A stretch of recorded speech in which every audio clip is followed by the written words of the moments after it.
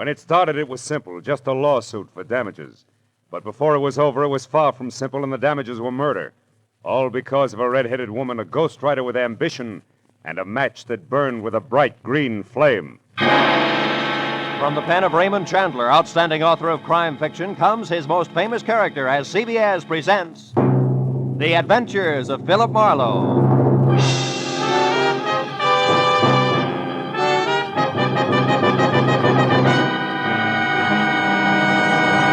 Now, with Gerlad Mohr, starred as Philip Marlowe, we bring you tonight's exciting story, The Green Flame.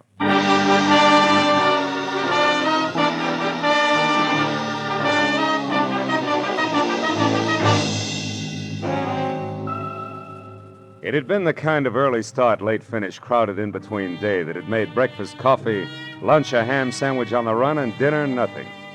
So by the time it finally ended, it was pushing 9 o'clock, and I was both a little tired and a lot hungry. All of which made the feast I could imagine spread out in front of me over an emerald green tablecloth something better than good enough to eat.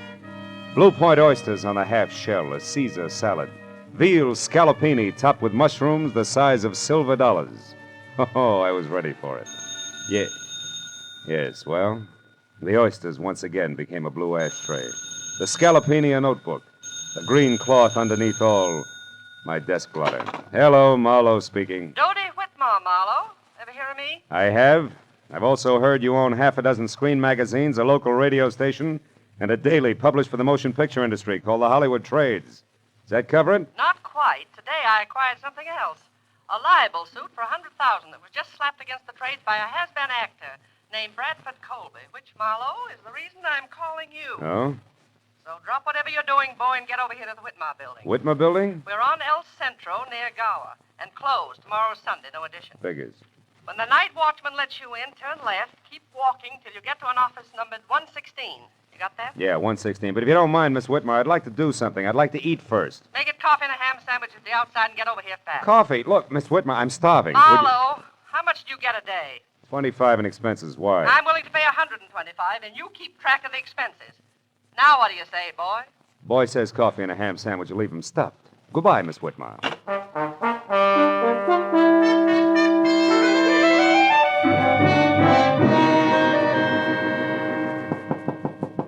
Come in, Marlowe. Sit down over here, and if you smoke cigars, don't. I can't stand them. Drink? No, thanks. Marlowe, our A1 gossip columnist, Stanley McGrath, had this to say in today's edition of The Trades. Mm-hmm. The sometimes actor, Bradford Colby, won't call it quits. When refused a part by an independent producer who's short on funds, Colby offered to hawk all and come up with $20,000 if the producer would change his mind. The producer wouldn't.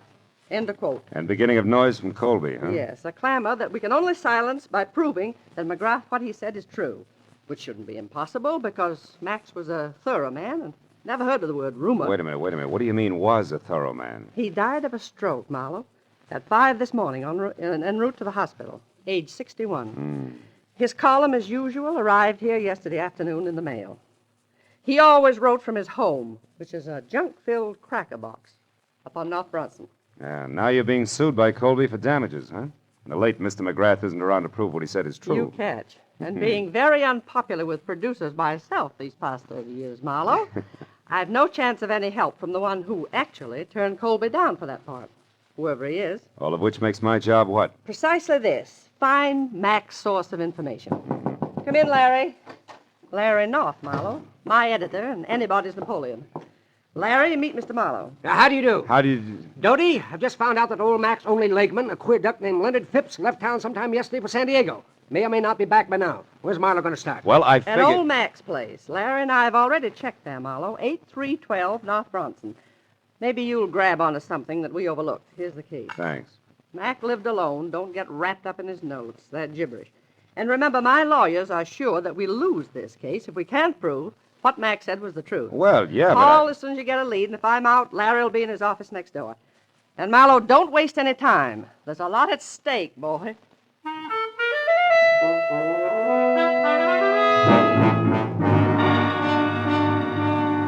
What Dodie Whitmer had labeled a cracker box turned out to be a 5-room, slightly beat-down, almost square house set back some 50 carelessly landscaped feet from a high stucco wall that said the late Mr. McGrath had lived alone and liked it. And when I entered and went to his study where I turned on a desk lamp, I saw what my client had meant by junk. There were the odds and ends that a man collects in a lifetime. On his desk, a tarnished loving cup for excellence in reporting, dated 1927. Beyond that, on the mantel, an autographed picture of Teddy Roosevelt, and next to it, a paperweight from Niagara Falls. And then an item I hadn't expected. In a shadowed corner of the room, there was somebody else. A tall, gaunt somebody else, wearing horn-rimmed glasses and papers sticking out of every pocket. He was slowly, an inch at a time, backing off from the edge of the circle of light in which I stood. I took one casual step toward the desk and then nailed him. Get your hands off me. Why? So you can start running, Mr. Leonard Phipps? How do you know my name? I'm psychic. I also know you just got back from San Diego. What I don't know is what you're doing here. Now, come on. Talk fast. Please let go. Leave me alone. I'll talk. I've got nothing to hide from the right party. Who are you? Philip Marlowe, private detective, was working for Dodie Whitmer, a lady impatient to know which producer McGrath was talking about. In that article on Colby this morning. Now, do I qualify? Yes, of course. We're both after the same piece of information, Mr. Marlowe. No? I want to find that answer, too, and then whisper it into Dodie's ear. Just to save her $100,000? No, just to get a chance to fill McGrath's shoes. And don't laugh, because I've been ghosting that column for the past month now. Didn't McGrath write this morning's column himself? No, he didn't. I did. But the piece on Colby was not mine. McGrath must have added that himself, the fool. Ah, you don't sound like you're happy in your work, Phipps. I wasn't. Mac was a tyrant. I put up with him because he promised sooner or later to let Dodie Whitmer know that I was doing his work. Don't be too bitter, Phipps. Mac couldn't have known exactly when he was going to die. Well, what if he But to could get die? back to the subject, have you any idea where we can get a hold of something real to go on? Yes. Yes, I do. Out there in the living room. Oh. Follow me, Marlowe. If you can, in the dark. Come back here! Ow! Ooh!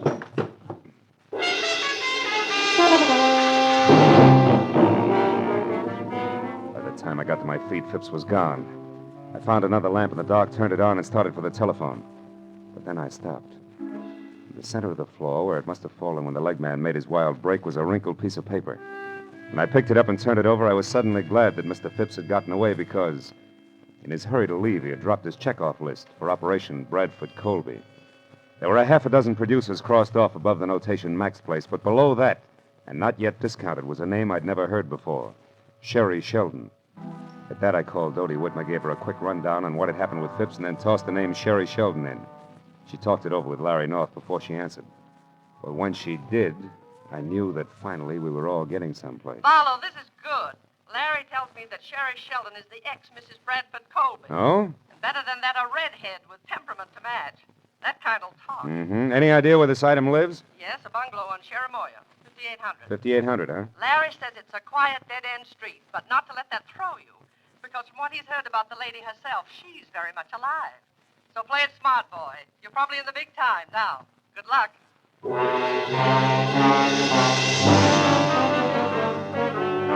Only a furlong past the bungalow on Cherimoya, so when I pulled up and parked away from number 5800, I was still wondering exactly what play it smart, boy meant.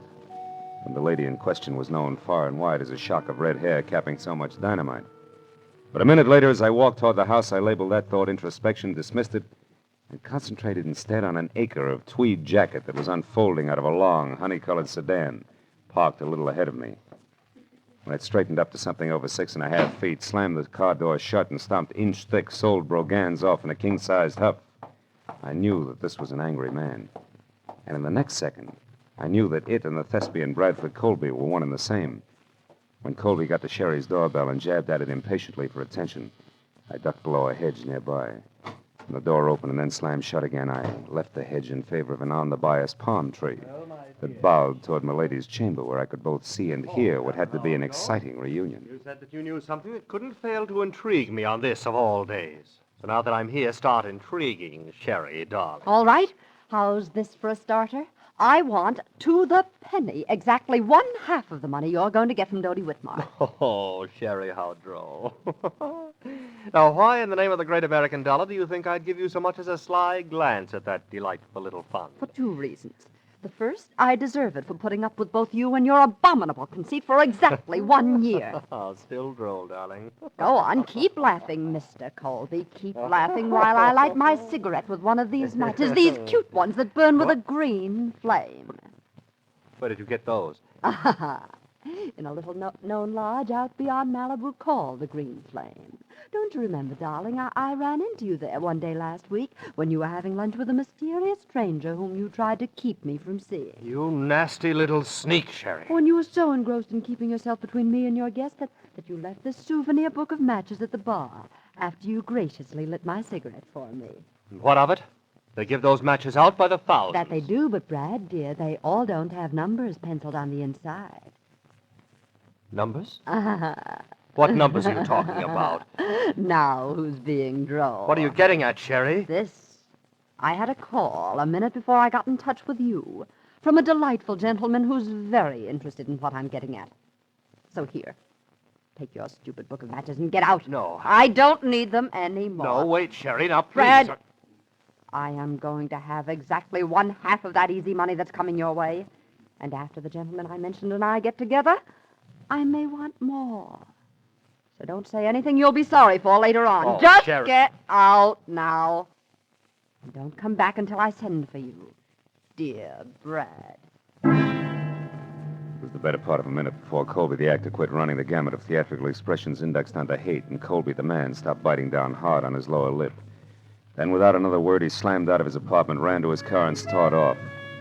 I waited long enough for the steam in the room to condense, and then I walked to the front door and rang the bell delicately, the way I imagined a delightful gentleman like Mr. Leonard Phipps might. Yes? Can I help you? I think so, Miss Sheldon. It's only a matter of a simple question. Did you give that Brad Colby story to McGrath yesterday? Wait a minute. Who are you? Why, Leonard Phipps, of course. I talked to you on the phone, remember? Oh, yes. It was only half an hour ago, Mr. Phipps, and yet in those 30 minutes, it's surprising how your voice has gone from tenor right down to bass. Good night, Dan. Not so fast, baby. It's out on my shoe shine. All right. Come in. I'll tell you what you want to know. I did give that story to McGrath. I did it for revenge. I hate Colby. Uh-huh. And when your revenge boomeranged and the X came out 100,000 ahead of you, you decided to cut back in. Is that it? Yeah, that... Wait a minute. You've been listening. How else would you know all this about Brad and me? Same way I know you're a liar about giving McGrath that story. Your in, honey, is strictly something different, like a book of matches that burn with a green flame, an accidental meeting at the lodge of the same name. Let's take it from there. Huh? Yes, why don't you? Right outside, where both you and it belong. Good night, mister. Marlowe, Philip Marlowe, Sherry. But tell me, why the hurry? Anxious to powder your nose before Mr. Phipps arrives? Frankly, Philip, I'm anxious to do just about anything that doesn't involve talking to... What is that? Somebody's hit. Come on. He's over there near the curb. The car didn't stop, Marlowe. No, and that scream sounded pretty bad. Oh, he's dead, isn't he, Marlowe? Yeah. That can mean only one thing to you, baby. To me. Why, who is it? Your late date, Sherry. One Mr. Leonard Phipps.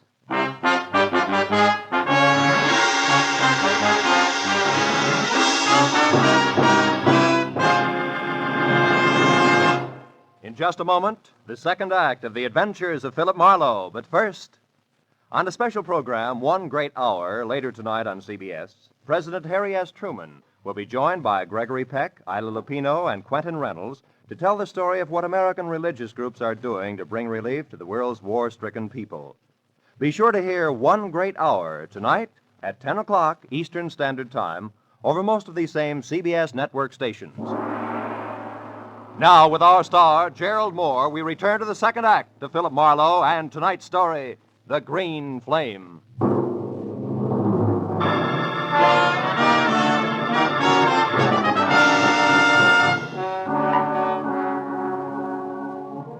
As the red-haired, sophisticated eyes stared down at what seconds ago had been Leonard Phipps, the sound of the powerful car that had slammed the life out of him whirred into silence far down the street. All that was left of Stanley McGrath's overambitious leg man was a twisted, broken scarecrow, sprawled over the curb and half up on the sidewalk. It wasn't pretty, and the sight of it cracked Sherry's self-assurance like a rock through a window pane. When she stopped pressing the knuckles of one hand against her mouth and looked at me, she was scared. Clear through. Marlowe, this horrible thing, it was an accident, wasn't it? Oh, sure. About as accidental as if they'd use a sledgehammer on him. Oh, yes. You only wish it was an accident because you're next in line and you know it. Remember, he was on his way to see you when this happened to him. I don't know what you mean. I mean, it's a high-priced game, baby, and they're playing for keeps. So you better level with me and fast. What's so important about those green matches? I don't know. You're a liar. You're going to wind up looking like Phipps here before the sun comes up. No, And stop tell me it. the No, truth, you little fool. Come on. Oh, I am, I swear. Phipps called me because he thought I might have given McGrath that story on Brad, but I didn't. And why was Phipps still interested? Why did he want to talk to you? Because I told him I'd seen Brad with someone at the Green Flame last week, and that Brad was very upset when he found me there. All right, who is he with? I don't know. That's not the impression you gave your ex-husband, beautiful. I was swinging in the dark, Marlowe. 5 people left the Green Flame at the same time. I couldn't tell which one had been with Brad, but I'd know them if I saw them again, and Phipps thought that together we could figure out who it was. Go on. What about the numbers in that book of green matches? What were they? 811. They were written 811? inside, yes. What does that fit, a hotel room? Well, I don't know that either. You mean it was just another swing in the dark? Yes, but it connected, Marlowe. It scared him when I mentioned it, so it must be important. Yeah? Take another look at Phipps, baby. See how important it is. Now try again, real hard. Remember what 811 means. Marlowe, I just don't know. Please believe me. Maybe you're just thick. Maybe you got too much nerve, but I'll tell you one thing, Sherry. I wouldn't be in your spot for 10 times $100,000 because I don't think you're going to live until morning. Oh, I didn't think that Brad would go this far. What I've told you is the truth. Wait a minute. Shut up. Somebody's coming. It might be Bradford. Now you get out of here. Well, how? I don't have my car. Take mine, that coupe. Here are the keys. Go down to the office of the Hollywood Trades. He won't show his face around there. Find Larry North or Doty. Well, all right, but what about you? Go on, will you? Beat it. I stepped into the shadows of the trees that bordered the walk and waited. I heard Sherry slam the door on my car and burn $5 worth of rubber off my new fist tires getting away. A second later, the visitor I was expecting showed up, but it wasn't Brad Colby. It was Larry North. He ran 3 bustling steps out into the street and watched my coupe scoot out of sight. Then he spotted the corpse. His mouth fell open and he tiptoed slowly toward it like he was afraid he might wake it up. When I moved out into the light, he saw me and turned. Marlowe! Do you know about this? Who is it? It's Leonard Phipps. Phipps? McGrath's leg man? Yeah. Driver didn't so much as look back. What a stinking break. Phipps in a hit-and-run accident at a time like this. Look, you jump to your conclusions, North, and I'll jump to mine. Eh? What do you mean? Phipps knew something fishy about that item in McGrath's column, and Sherry Sheldon knew something fishy about Colby. So from where I stand, Colby couldn't afford to let them get together. No accident? That's a daring observation, Marlowe. For $100,000, I know plenty of guys who do a thing like this every day in the week.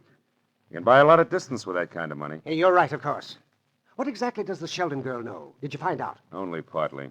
Bradford's mixed up with someone else on this deal. Sherry doesn't know who, but if we can get the other tie-in, she'll be able to identify that person on sight. Yeah. Did she have anything else? Number 811 in a book of matches. Mean anything? 811? No. Hey, come on, North. Quit staring at him. You're making yourself sick. Let's get out of here. Yes, all right. I guess I better.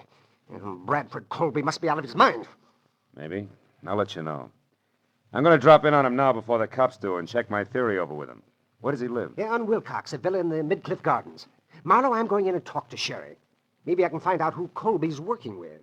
She's not here. I sent her down to the paper in my car to stay with you or Doty until things cool Yes, off. but Doty isn't there. She went out for some reason right after you called. There's no one there now but the night watchman. Oh, great. Now, look. Drop me off at Colby's place, and you get down there and find Sherry. She's worth $100,000 to Doty Whitmer, but only if she lives. Now, let's go. While the natty little Napoleon in the elevator scurried off to fetch his car, I ran inside, put a fast call through to the police, and submitted the shortest report on record of a hit-and-run death. By the time I got back, North was waiting at the curb with the door open. I piled in beside him, and 10 minutes later we glided to a stealthy stop on Wilcox at the ivy-covered archway over the Midcliff Garden gate. Neat slices of amber light poured through a big Venetian blind on the window of a villa at the rear of the court, which North identified as Colby's. And in the same breath reminded me that the actor was a strapping 6'6" and a desperate man. He urged me to be careful, and I urged him to hurry, and as he left, I walked toward the big window and saw Bradford inside, slumped deep in the lap of a suede easy chair, doing a solo with a bottle of Paul Masson champagne, and looking about as desperate as a sleepy St. Bernard. I walked around to the front door, decided to try the shock treatment to blast him out of his blasé attitude. Yes, what do you want? Get inside. Go on, move! Take your hands off me. You might have gotten away with that trumped-up suit for damages, Colby, but you're not going to get away with murder. You killed Leonard Phipps, didn't you? What are you raving about? Who's Leonard Phipps and who are you? Name's Marlowe, and I'll tell you something, Colby. The only reason I'm not busy knocking your head off at this minute is because I want to hear the whole story right from the top. Now, first, who wrote that item in McGrath's column for Are you mad? McGrath wrote it himself, the venomous little creature. He and Dodie Whitmer used that to damage my reputation, and now they're going to pay for it. Oh, stop it. You knocked your reputation into a cocked hat every time you step in front of a camera. Well, Your damage suits are phony, and you know it. Now, where's that book of matches with the famous 811 inside? 811? Mm-hmm. Oh. Oh, yes. Those that burn with a green flame. Yeah, You've been yeah. talking with my imaginative ex-wife, I see. She's burning with quite a green flame herself, isn't she? How that woman hates to see me get ahead. Never mind. Where is it? If you'll allow me, Marlowe, I'll just answer this. Hmm. Bradford Colby speaking. I see. Yes, I heard. That's right. Well, I'll do my best, darling. At least 10. Now, goodbye, Helen. Just an old friend, Marlowe. You can let your eyebrow down again. Helen, huh? You know, you always were a lousy actor. I'm getting a little sick of you, Colby. And I've got a hunch I'm due for quite a stall, so start talking, huh? Where's that book of matches? Easy, Marlowe. Take it easy. Here it is. Come on, let's see it. Of course. Here, take a good look. Oh! What a character. Up to your chin in trouble and you make waves. Lousy snoop! Oh! Yeah, that does it. Tough guy. You're not leaving, Marlowe. You're staying right here. And just to make sure... No, you don't, Colby. Oh! You sucker. Should have loosened your corset. I waded through the chunks of glazed ceramics that Colby had smashed on my head and worked hard to hold back the wave of darkness that kept rising up under me until I made it to the kitchen, where I splashed a few quarts of cold water on my face. Then I went back. Colby was still holding down the hooked rug he landed on, and the book of matches that had started the argument was on the floor beside him. I picked it up and opened it. The number was there, inside, written in blue wax pencil. But I thought I'd made a mistake. Until I realized that maybe Sherry Sheldon had made the mistake. When that idea hit me, it brought another one along, and I remembered that Colby had received orders by phone to delay me. Oh, my... Then I knew I'd better hang onto my head and move, but fast. I rolled him over and found the keys to his car. I was halfway out the door when he came to. Stop! Come back. You can't leave here. It's my exit, not yours, Hambone. Good night.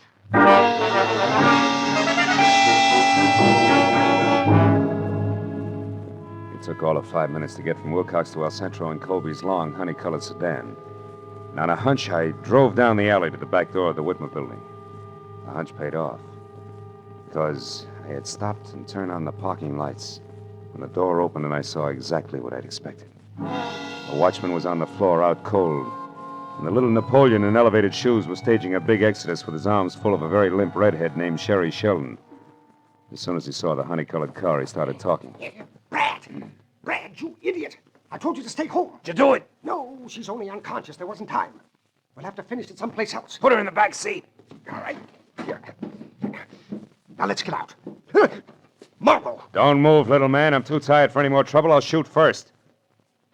So you're the boy on the inside with all the brains, huh? You cooked this whole thing up with Colby. He gets libeled and sues Dodie Whitmer for damages, and then you two split the settlement between you. Correct me if I'm wrong, North. You got your chance when McGrath died after turning in his copy. All you had to do was write that one libelous item included in McGrath's column, and nobody could ever explain where the story had come from. That stupid fool, Bradford. I could never trust him to do anything right. Is that why you killed Phipps? Yes. And if Brad Colby had held on to you for another 5 minutes, I would have had time to get out of here. Yes, and so would I. Sherry, are you all right? No, not yet. Hey! No! Oh. Where he and Brad are going, Marlowe, I'd never get another chance to even the score. Oh, baby. You handle a spiked heel like Babe Ruth handled a bat. He's out. Yeah, but Phil, you should see what he hit me with. Oh, brother. Come on, beautiful. It's time to turn out the lights, get in touch with Dodie, and call the law. Let's go.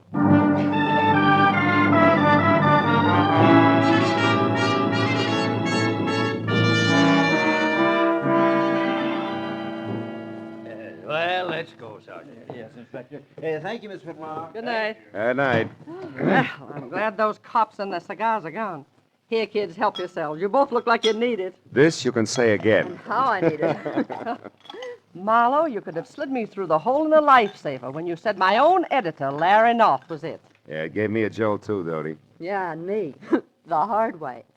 But, Phil, I am sorry about that mistake I made. I could have saved us some trouble.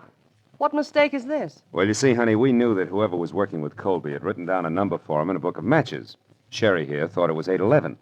But when I saw it, it was upside down from that, so it came out 118. 118? Why, that's Larry's office number and phone extension. Check. Yours is 116, and his was right next door. I remembered.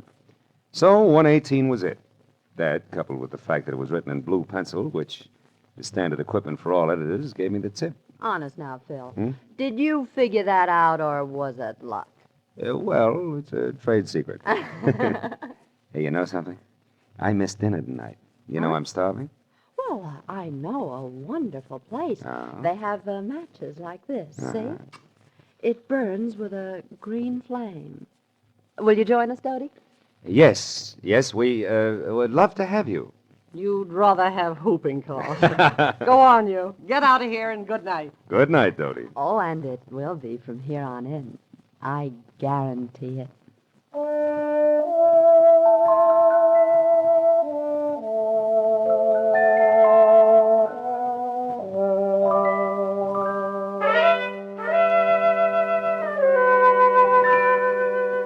A wonderful supper was waiting for us at the Green Flame restaurant. It was all arranged by a call from Dodie. And it waited until it got cold because we didn't show up to eat it. There was something about the moonlight glinting on the ocean, and a certain stillness in the morning air that made food seem somehow unimportant. So, when I finally dropped Sherry off at her place on Cherimoya, went home to my apartment on Franklin, it was either very late or very early, depending on the viewpoint. There was just one lonely sardine and a cold baked potato in the refrigerator. So I ate it. Then I sat down on my bed to light my last cigarette. And I wasn't disappointed when the match flared into an ordinary yellow flame.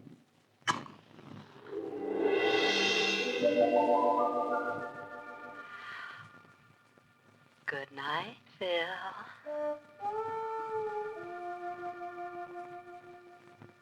Happy Marlowe.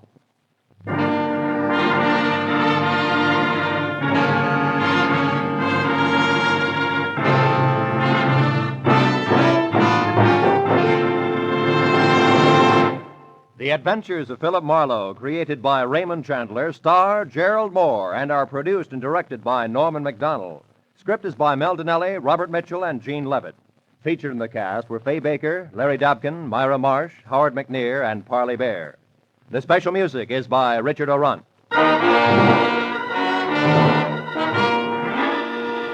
Be sure and be with us again next week when Philip Marlowe says...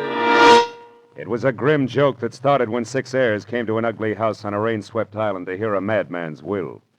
But the joke soon turned to murder, and in the end it was hard to tell who had the last laugh.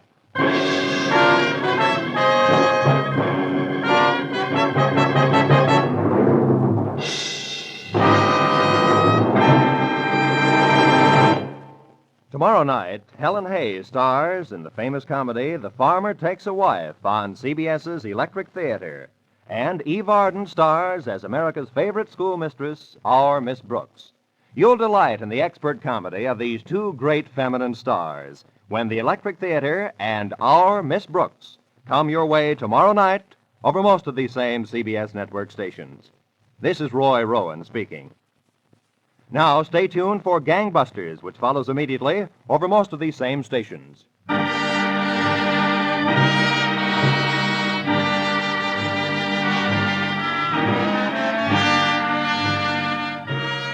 This is CBS, the Columbia Broadcasting System.